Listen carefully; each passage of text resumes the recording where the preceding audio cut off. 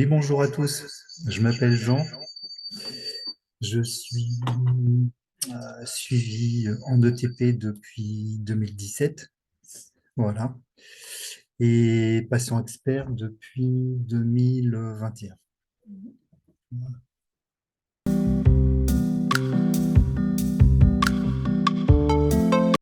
Une écoute, une écoute bienveillante, attentive. Ouais. Voilà, dans le non-jugement surtout.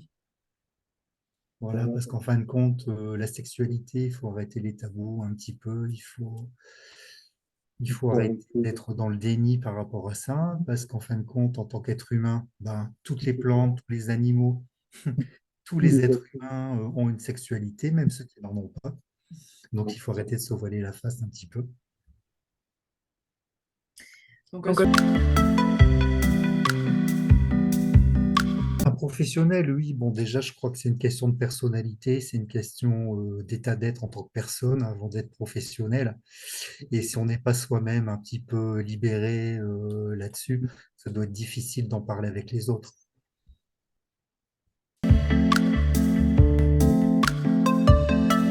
Alors déjà, c'est être dans la communication, parce qu'on ne peut entretenir une relation avec quelqu'un que par la communication. Voilà. Il faut déjà être en accord, il faut déjà être en accord avec soi-même de ce côté-là. ok. Déjà, établir une relation de confiance. Oui. Si on n'a pas confiance, comment je veux dire, c'est difficile de se livrer parce qu'on touche à l'intimité et c'est quelque chose qui n'est pas forcément donné à tout le monde. Et voilà, et oui, une relation de confiance, c'est vachement important. Quand je vous entends dire ça, ça veut dire qu'il faut poser peut-être un cadre aussi. Ce cadre, il est important, le non-jugement. Il y a peut-être d'autres valeurs importantes à vos yeux, en tant que patient, qui La peuvent bienveillance, la bienveillance, oui. oui, l'écoute attentive, bon, ça je l'ai déjà dit, le respect. Oui. Le respect de quel respect d'ailleurs? Bah, le respect, un respect réciproque, Oui. parce que quand on touche à l'intimité, c'est aussi bien du respect de la personne soignée, prise en charge, que vis-à-vis de la personne qui nous encadre, quoi. Donc, Oui.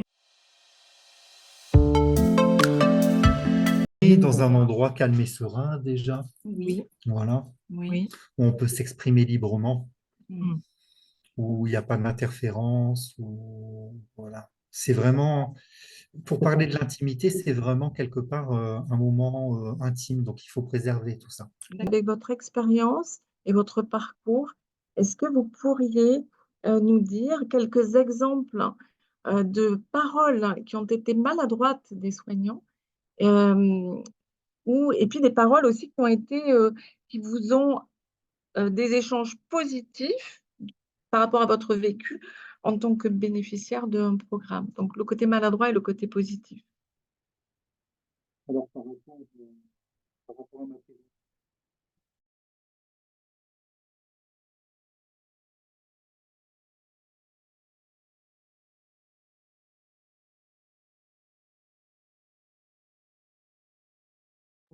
Alors Jean, quand on vous propose de réactiver le son, il faut que vous acceptiez Allez-y. qu'on D'accord. réactive votre... Voilà. Excusez-moi, ça a été coupé. C'est la première fois, voilà. Voilà. Non, non, je voulais dire en tant que patient suivi, je n'ai jamais eu aucun problème, ni aucune relation désagréable concernant la sexualité avec quelqu'un s'occupant de moi. Bon, bon, ça s'est toujours très bien passé. Par contre, en tant que soignant, parce que j'ai double casquette, je suis en même temps atteint d'une pathologie chronique et j'étais en même temps soignant. Oui, oui, j'ai vu des choses qui m'ont vraiment, véritablement heurté par rapport à la sexualité de certains patients. Mais dans ma prise en charge personnelle, non. Au contraire, je ne suis tombé que sur des personnes bienveillantes qui ont essayé de répondre à mes questions et qui m'ont apporté des solutions à des problèmes que j'ai pu rencontrer concernant la sexualité, justement. OK. Des exemples de ce que vous avez pu entendre même de l'extérieur? Ce que j'ai pu entendre de l'extérieur, oui, bon, déjà, à titre personnel, je dirais qu'il faut arrêter d'être dans le déni de la sexualité, parce que tout le monde a une sexualité, même ceux qui n'en ont pas. Voilà, et la personne qui prend en charge a une sexualité propre aussi, donc voilà, il faut arrêter d'être dans la négation ou dans le déni de la sexualité des autres et de pouvoir en parler librement. Ok. Des choses positives. Ben, que des choses positives, je dis rien. J'ai toujours eu réponse à mes questions et puis une prise en charge, je vais dire, de qualité.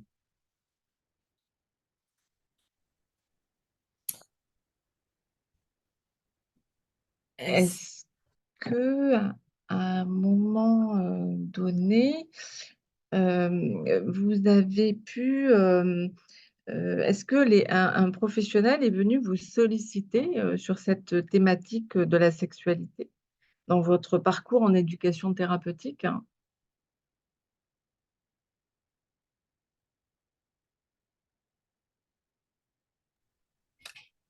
Oui, tout à fait. Spontanément, le médecin spécialiste qui s'occupe de moi m'en a parlé, m'a posé des questions. Voilà, j'ai trouvé ça, excusez-moi du terme, mais hyper cool parce que j'avais des questions à lui poser et en fin de compte, c'est lui qui a mené la chose. Donc voilà. Et dans ma prise en charge en ETP, oui, franchement, aucun souci. C'est hyper fluide, ça coule tout seul. Non, non, c'est super bien.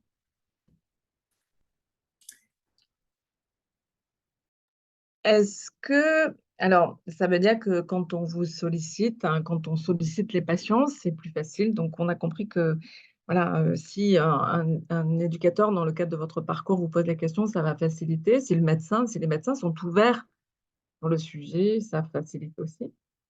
Euh, Est-ce qu'il y a, quels sont les ingrédients pour vous qui sont importants, que vous pourriez recommander aux professionnels, les ingrédients nécessaires pour que tout, pour que les patients puissent parler plus facilement. Est-ce qu'on pourrait les lister? Est-ce que vous pourriez nous en parler de ces ingrédients? Un petit peu une liste de recommandations importantes pour vous. Bah, déjà, je crois qu'il faut oser. C'est une question essentielle. Excusez-moi, j'aime beaucoup les mots, mais oser, c'est l'anagramme d'Eros. Eros, c'est la pulsion de vie. Et la sexualité, c'est la pulsion de vie. Donc, il faut savoir en tant que personne, il faut savoir oser. Oser aborder le sujet, oser poser les questions. Et en fin de compte, on le sent en face de soi-même si la personne est ouverte ou réfractaire à la conversation. Voilà, on le sent très vite. S'il y a une relation de confiance, normalement, il n'y a pas de problème.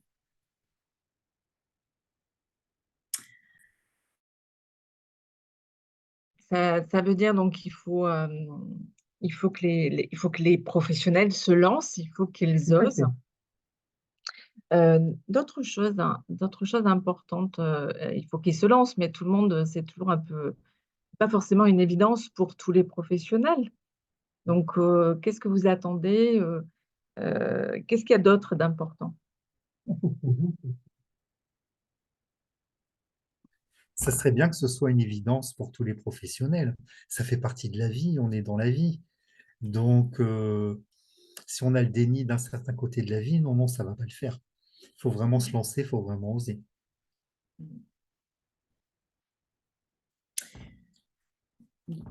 Donc ça veut dire aussi, qu'il faut que peut-être les professionnels se forment, s'informent, ou orientent même. Est-ce que ça vous est déjà arrivé d'être orienté? Oui, tout à fait. Oui, tout à fait. Ça m'est arrivé d'être orienté. Tout à fait. Ok. En tant que, ah, là, ça marche. Là, vous m'entendez? Ok. Donc, au niveau de votre expérience en tant qu'usager partenaire d'un programme, euh,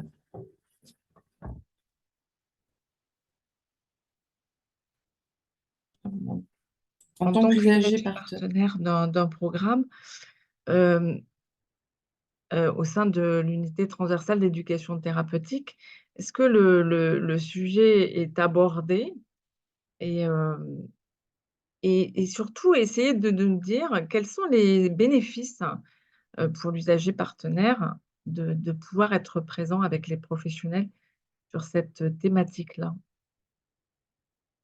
Ah, les bénéfices, c'est souvent.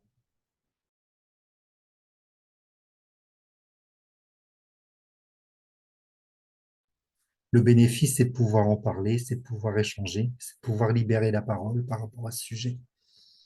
C'est hyper important parce qu'en fin de compte, une seule personne n'est pas représentative. Et en fin de compte, on se rend compte quand on est dans le groupe ou quand on est dans un collectif, on a souvent plus ou moins les mêmes questions. Euh, tous. Voilà, on a un point commun, c'est que c'est peut-être une personne qui parle au jour d'aujourd'hui, mais c'est tout un collectif qui est derrière et qui aimerait en parler et qui aimerait être entendu aussi. Voilà, parce que c'est une problématique qui n'arrive pas qu'à une seule personne, mais à plein d'autres.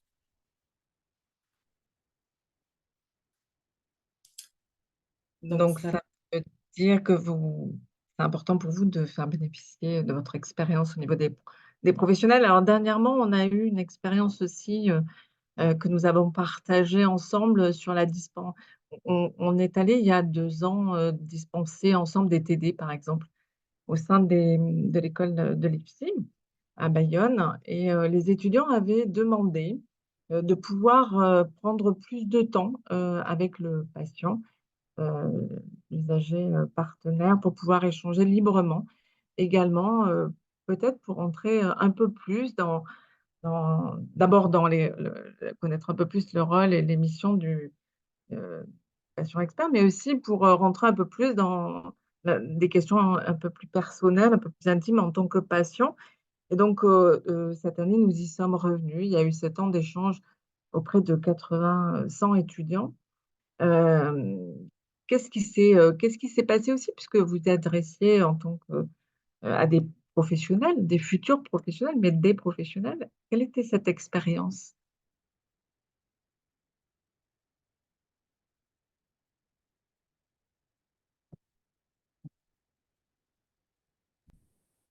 On va dire déjà que Non.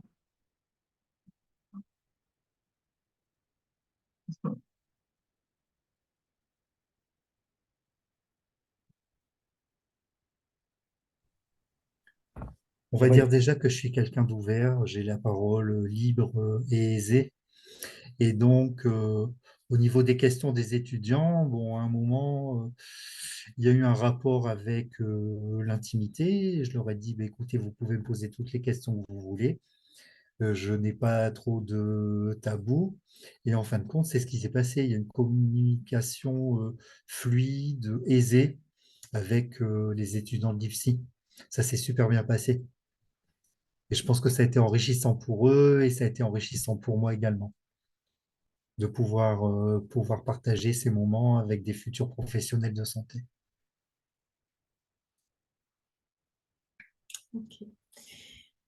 Vis-à-vis Vis-à-vis des des bénéficiaires, quand vous allez intervenir, quand vous intervenez avec moi, puisqu'on travaille en collaboration, en partenariat, heu, vraiment sur des ateliers, collectifs et sur de l'individuel. Votre participation à mes côtés pour pouvoir, justement sur cette thématique-là, agir, interagir avec les bénéficiaires. Est-ce que, quel est, qu'est-ce qui va être, positif, hein, pour vous, pour eux aussi?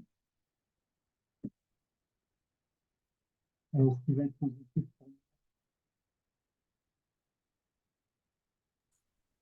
Ce qui va être positif pour moi, c'est le partage, c'est ces moments d'échange. Et ce qui va être positif pour l'Assemblée, c'est mon expérience. Mon expérience de vie, mon expérience en tant que patient. Voilà. quelle expérience vous pourriez parler? Expérience aussi d'art thérapeute? Oui, en plus, au niveau de la sexualité, il y a un rapport au corps qui est hyper important. Et donc, je pense qu'il est nécessaire de se réapproprier son corps, de se réapproprier son esprit, de se réapproprier les deux. Et en fin de compte, moi, je prônerais pour une approche, pour des ateliers préliminaires, on va dire, avant la vie affective et sexuelle, Une approche préliminaire au niveau de la danse, par exemple, tout ce qui est danse africaine, qui est très au sol, tout ce qui est samba, tout ce qui est danse adaptée, tout ce qui est danse-thérapie. Voilà, pour se réapproprier, se reconnecter avec son propre corps. Voilà, c'est une façon d'aborder la sexualité aussi. Alors, Et qui est plus à même de... Alors, on on va va vous laisser, parce que vous n'aviez pas terminé, donc je vous laisse terminer.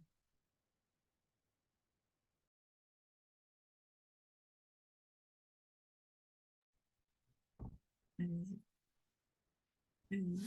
Voilà, donc je vous parlais d'une approche de la sexualité en passant d'abord par la danse, en passant d'abord par le corps, se réapproprier qui nous sommes et pour pouvoir accéder après l'intimité, à la sexualité. Voilà, je pense que c'est plus abordable pour la majorité des personnes. Ok. Ben, j'entends. Alors, Alors, effectivement, le corps est important. On, on utilisera, on aura la chance de profiter de votre expérience et de vos compétences, effectivement, en tant que danseur-thérapeute. Euh, oui, je mets en relief le fait que le corps est quand même essentiel dans l'expression de la sexualité. Euh, alors, moi, très souvent, effectivement, on va retravailler avec les sensations corporelles. Souvent, je mets en avant le fait d'être en lien avec ces cinq sens, hein, la vue, l'odorat, le goût, le toucher, l'ouïe. Et je crois que effectivement, Jean, tout ça, ça vous parle bien. Oui, tout à fait, ça me parle beaucoup. Mais il n'y a pas que les cinq sens, on travaille aussi sur les émotions, on travaille aussi sur le rythme. Et il y a un sixième sens qu'il ne faut pas oublier, c'est l'énergie du cœur qui est essentielle éventuellement. ben, C'est c'est très. très joli de terminer peut-être sur cette note-là, l'énergie du cœur. Voilà, donc c'est un tout. En tout cas, je vous remercie d'avoir fait partager bien cette expérience, hein, ces expériences. Alors, désolée s'il y a des petites imperfections au niveau de l'échange, puisqu'il y a une maintenance à avoir en même temps, mais en tout cas, merci beaucoup, Jean, d'avoir partagé voilà, ce moment-là, euh, qui était l'essentiel de ce que l'on voulait euh, aussi entendre, et on aura l'opportunité d'interagir et de rebondir sur des choses que vous avez dites. Merci beaucoup.